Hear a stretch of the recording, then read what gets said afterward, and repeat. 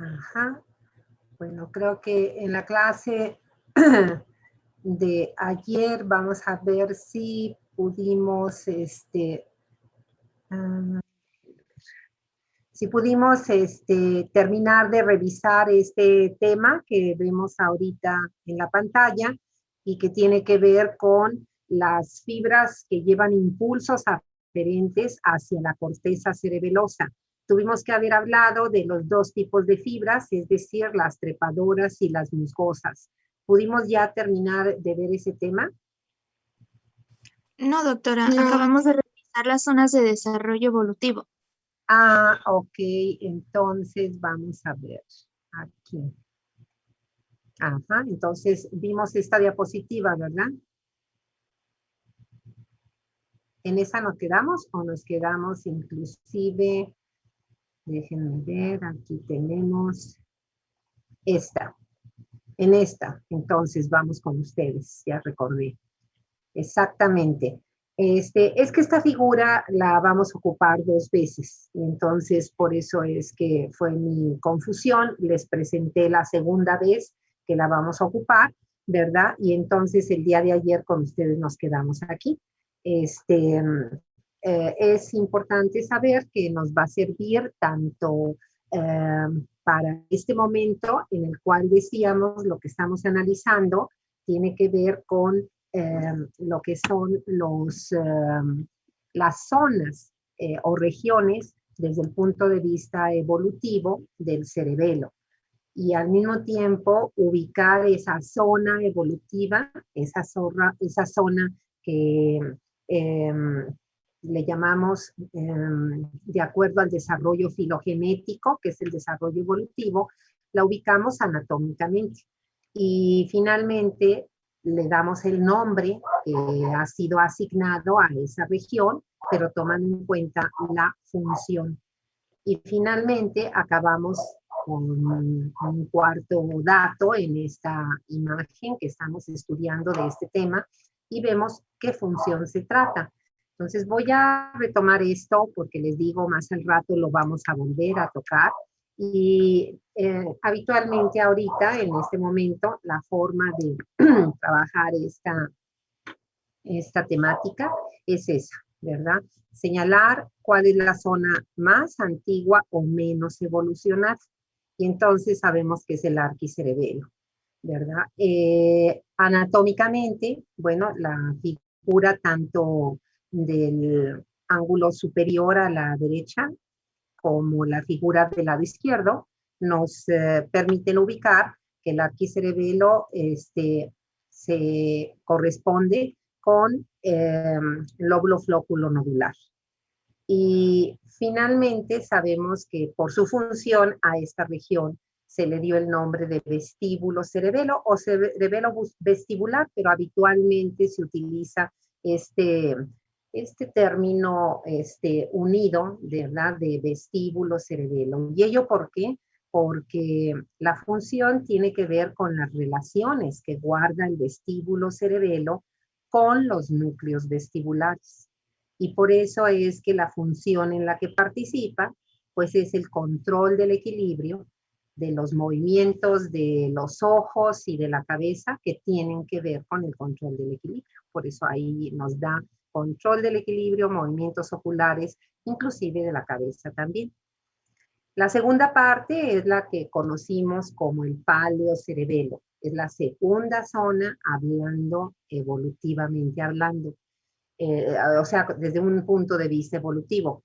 Y si nosotros la ubicamos anatómicamente, entonces tendremos que ver sobre todo lo que es la figura del lado izquierdo, porque ahí está donde precisamente nos da la ubicación exacta de qué región anatómica corresponde a este paleocerebelo. Y si nosotros observamos, como lo decíamos ayer, es la parte media, la parte central. Y eso significa que corresponde a la zona que llamamos el vermis, con las áreas o zonas intermedias o mediales, como se les llama, de ambos hemisferios cerebelosos. Esa región está muy bien también puesta aquí en la figura, identificada con colores, ¿verdad? Distintos en esta figura de Guyton, que es del capítulo 57, que es la figura 2. Entonces ahí tenemos abajo, ¿verdad? Señalado el lóbulo, flóculo nodular, y tenemos luego en la parte central lo que estamos viendo ahorita, ¿verdad? La región del palio-cerebelo abarcaría esta zona central del vermis, que es donde se unen los hemisferios, ambos hemisferios cerebelosos, y estas zonas que están de tono azul, ¿verdad? Que se corresponden con esas zonas mediales o intermedias, como se les llama, de ambos hemisferios cerebelosos. Entonces, en esa región es donde anatómicamente se ubica esta zona que funcionalmente se le llama el espinocerebelo. Y fíjense cómo el nombre que va tomando desde el punto de vista funcional me está indicando con qué componente anatómico y obviamente funcional se va a desarrollar esta región. Si se le llama espinocerebelo es porque si observamos las dos flechas que me están indicando con qué se va a desarrollar, bueno, pues entonces vemos que la primera flecha, el primer conector, me dice que con sistemas descendentes mediales. Y la segunda, que corresponde a las zonas mediales o intermedias de los hemisferios, las que están a los lados del vermis, con los sistemas descendentes. Y el día de ayer decíamos, cuando hablamos de un sistema descendente y estamos en neuroanatomía, eso quiere decir un sistema motor. Y precisamente esta parte del palio-cerebelo se le puso así, espino-cerebelo, porque se va a relacionar con los dos sistemas de fascículos motores. ¿Cuáles dos? Los que aprendimos, ¿verdad? En el tema 2, es decir, el tema anterior a este. Y aprendimos que eran los fascículos de acuerdo a la clasificación que hagamos. Si estamos utilizando fascículos o sistemas mediales y laterales, quiere decir en qué cordones se ubican. Y también los conocimos como sistema piramidal y extrapiramidal. Entonces, si tenemos ahí a los mediales, pues son los ventromediales, ¿verdad? Y si tenemos a los laterales, pues son los fascículos de los cordones laterales. Y que quizá como ejercicio, pues tendríamos ahorita que recordar cuáles son, ¿verdad?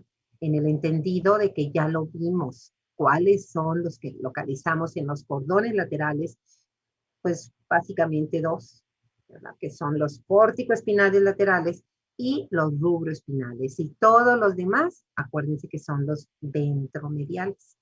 Y como esa parte se va a relacionar, va a establecer sinapsis con las neuronas que dan origen a estos fascículos, entonces la función de este espinocerebelo es el control en cuanto a la ejecución del movimiento, la realización del movimiento.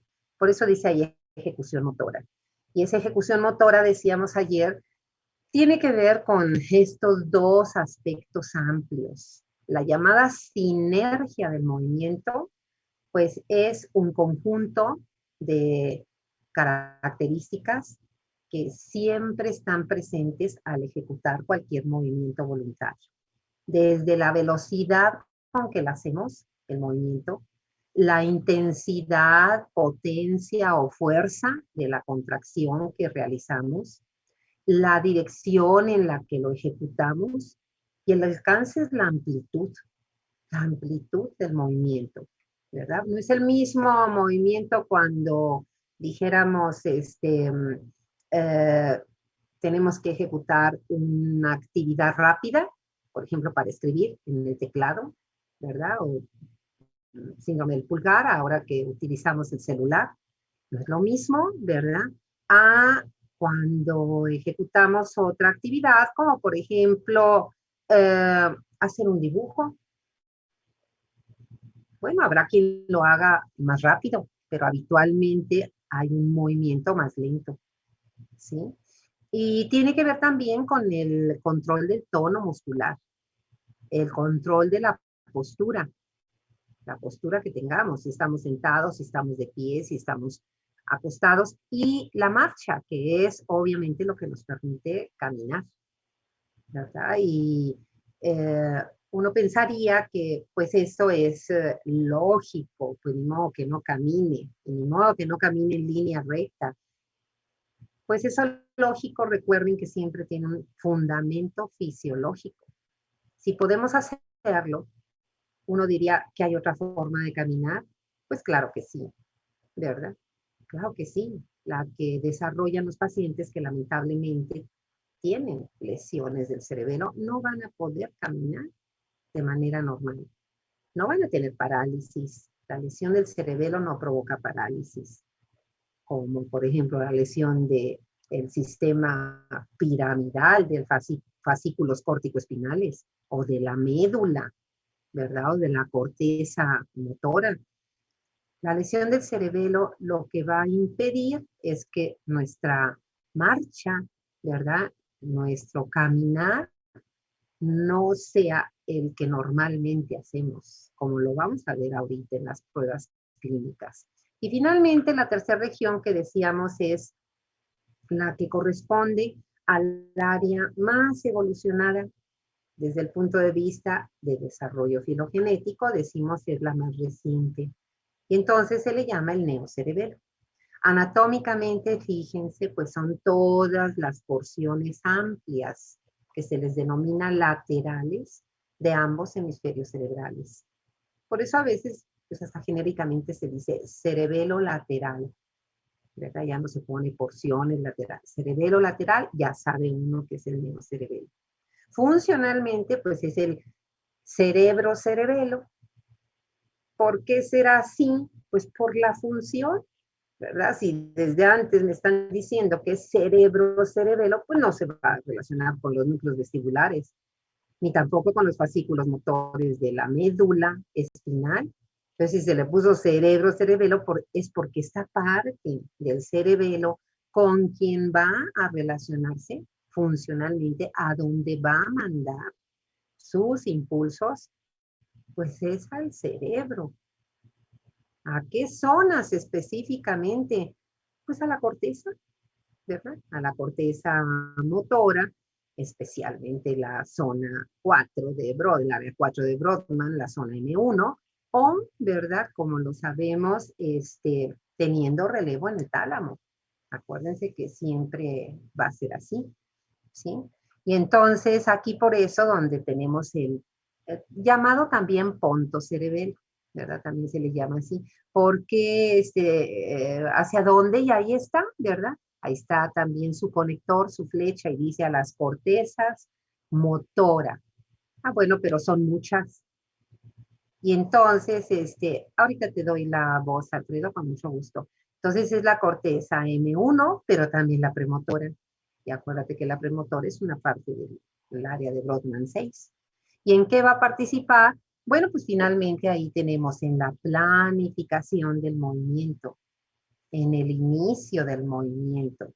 Todas estas cuestiones, vuelvo a repetir, que nos parece que, pues que son lógicas, pero acuérdense que hablando de la fisiología, lo lógico es porque es fisiológico. E incluso algunas cuestiones fisiológicas ni siquiera son lógicas, pero son fisiológicas. Alfredo, te escuchamos. Sí, doctora, tengo una duda, porque Ajá. el libro hace un énfasis que el cerebelo, no tiene una comunicación exacta con la corteza motora primaria. Uh-huh. Esta información llega a la corteza premotora, al área somatosensitiva primaria y en las áreas sensitivas de asociación. Y pues no sé por qué la Claro, importante que sí. claro.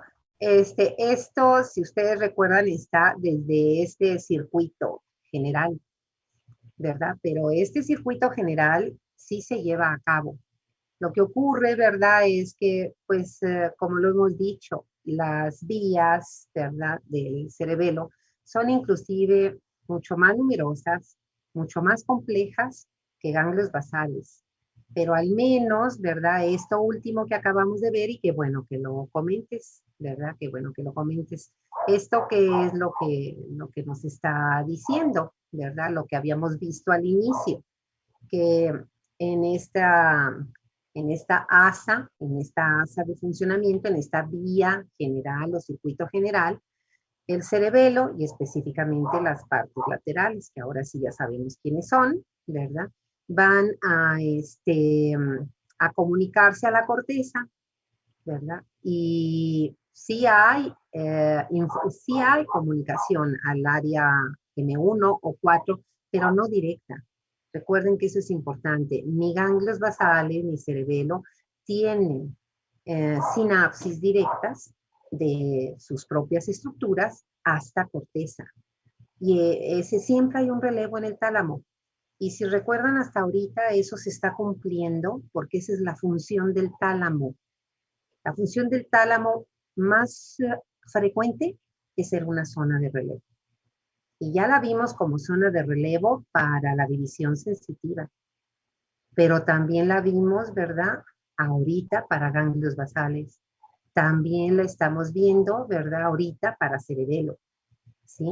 ¿Y qué es lo que ocurre? Lo que tú estás comentando, ¿verdad? Es que el cerebelo pues tiene otras vías, inclusive, que más adelante las vamos a comentar, no ahorita porque solo estamos viendo las áreas o la función motora del cerebelo. Sucede que el cerebelo tiene funciones no motoras, no motoras. Tiene funciones que están relacionadas con la división de funciones de integración, que las empezamos ya mañana, ¿verdad? Y ahí, puede ser que lo hagamos antes de terminar esta unidad, vamos a ver esas conexiones, ¿verdad? Que tú estás diciendo que obviamente van a otras zonas de la corteza cerebral, ¿sí? Pues para avanzar, jóvenes, aquí nos quedamos con esta información. Vamos a avanzar y ahora miren, estas figuras son otra vez del capítulo 57 de Guyton, seguramente, espero que todos las hayan visto. Ahora, ¿de qué habla esto? De cuáles son las vías aferentes y eferentes del cerebelo, es decir, como órgano, ¿verdad? No está diciendo a qué parte del cerebelo, al cerebelo. Vías aferentes, acuérdense que siempre son, ¿verdad? Los impulsos de entrada, de llegada a. Y entonces, pues si vemos la figura del lado izquierdo, no, pues dice uno a qué horas me voy a aprender eso. Bueno, pues aquí lo que está representando esta figura del lado izquierdo, lo podemos manejar desde un punto de vista global. Y basta con que veamos si nos vamos, ¿verdad? De arriba a abajo. Si nos vamos de arriba a abajo. Entonces yo les voy a pedir que se ubiquen en 1, 2, 3, en el cuarto fascículo, de arriba a abajo. Estamos en la figura del lado izquierdo, las vías aferentes. Fíjense cómo ahí está un fascículo cerebropontino.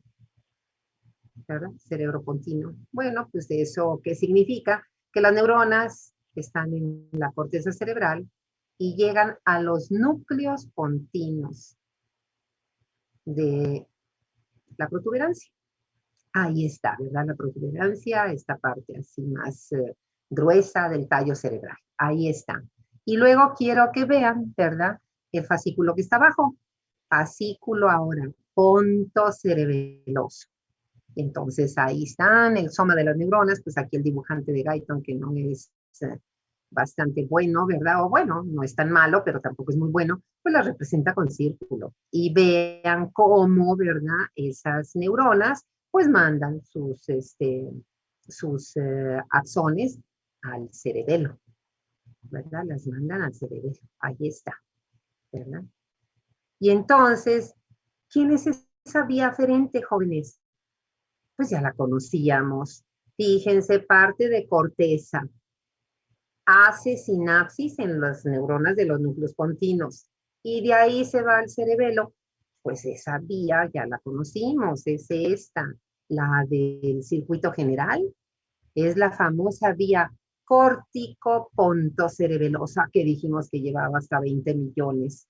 Pues es un número aproximado, es imposible calcular conocer de manera exacta cuántos axones, pero de que es una vía enorme, es una vía enorme. Entonces, pues esa es la principal vía aferente del cerebelo, será esa. Entonces ya la conocíamos, corticoponto cerebelosa, que la queremos dividir en sus dos fascículos, claro, corticopontino y pontino cerebelosa, ¿verdad? O la podemos mencionar en una sola vía, ¿verdad? En una sola vía. Luego, fíjense, jóvenes, y vean, acá después del fascículo ponto cerebeloso están los pedúnculos cerebelosos, ¿verdad? Que ya sabemos que hay superior, medio, inferior. Y luego está fascículo vestíbulo cerebeloso. Y luego olivo cerebeloso, retículo cerebeloso. Y luego espino cerebeloso. Ya está, hay dos. Entonces, ¿qué es lo que tenemos que saber?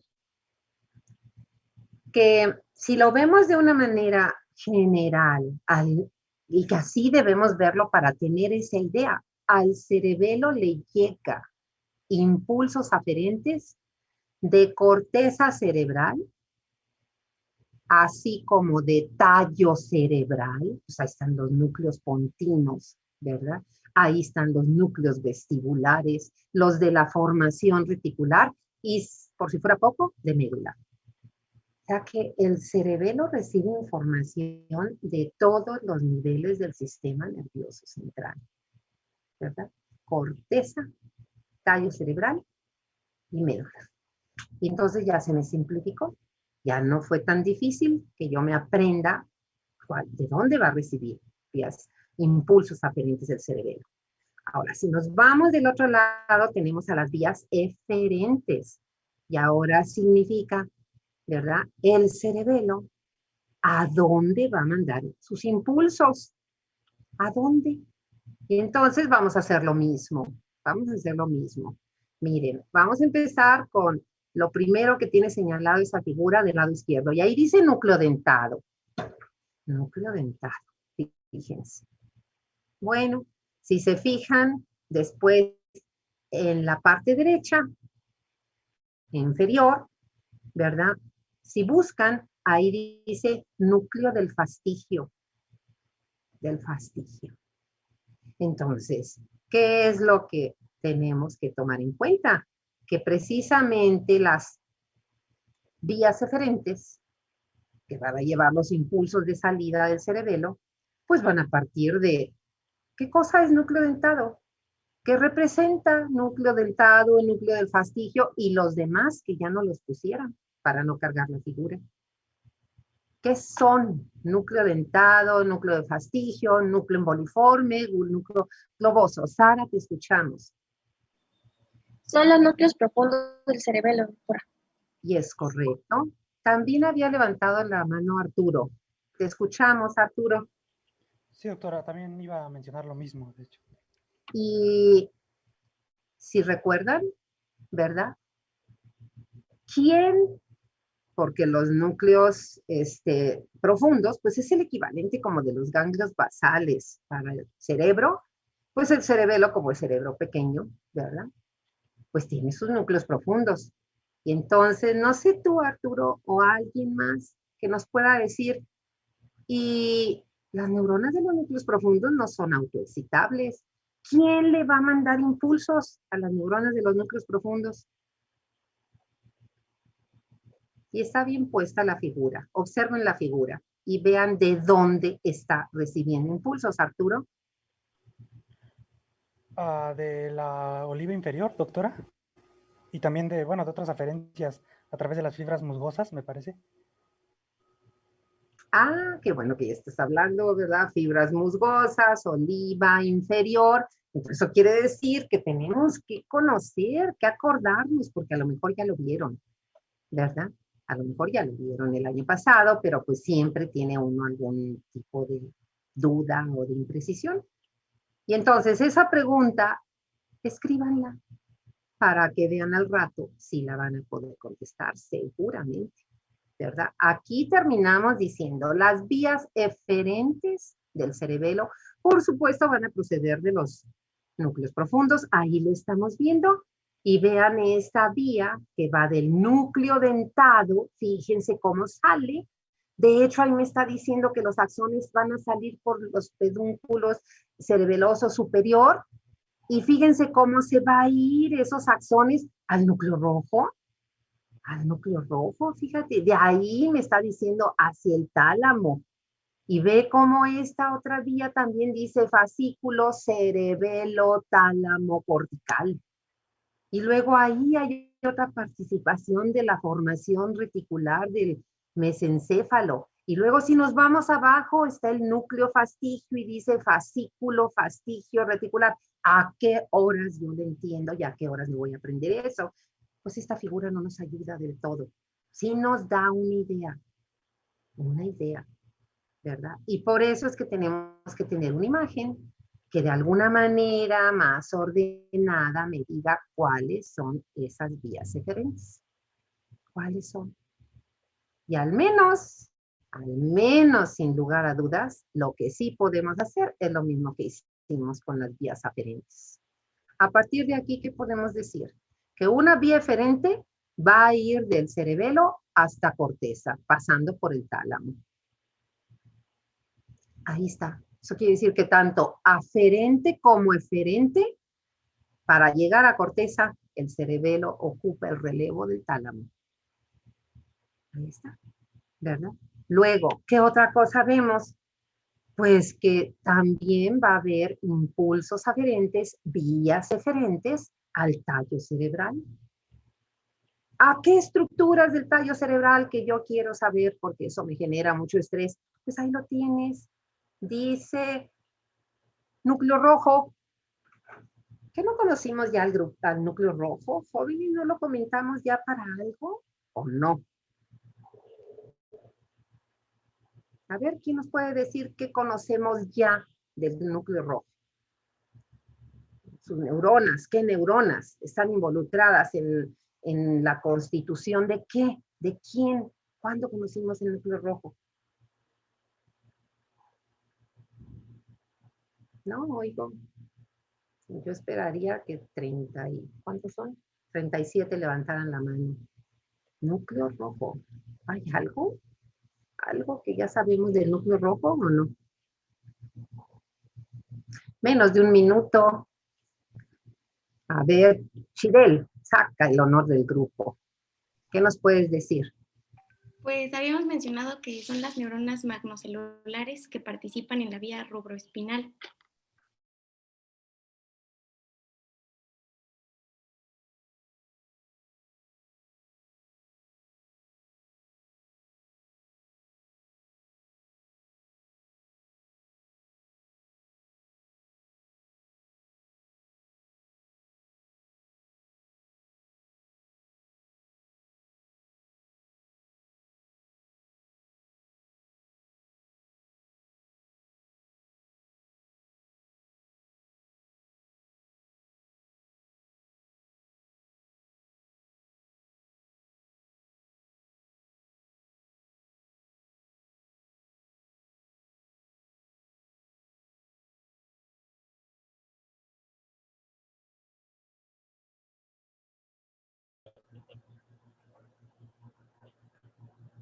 Muy bien, jóvenes. Muy bien, pues la respuesta de Chirel pues, fue correcta. Y yo creo que la mayoría de ustedes tenía la respuesta. Yo entiendo que a veces, pues ya saben, esto de la tecnología a todos nos pasa, no nada más ustedes, los profesores también, ¿verdad? Tenemos problema para que si queremos activar el micrófono, si queremos activar la cámara, como que de alguna manera no hay mucha agilidad, le falta velocidad, ¿verdad? A nuestro internet, a nuestro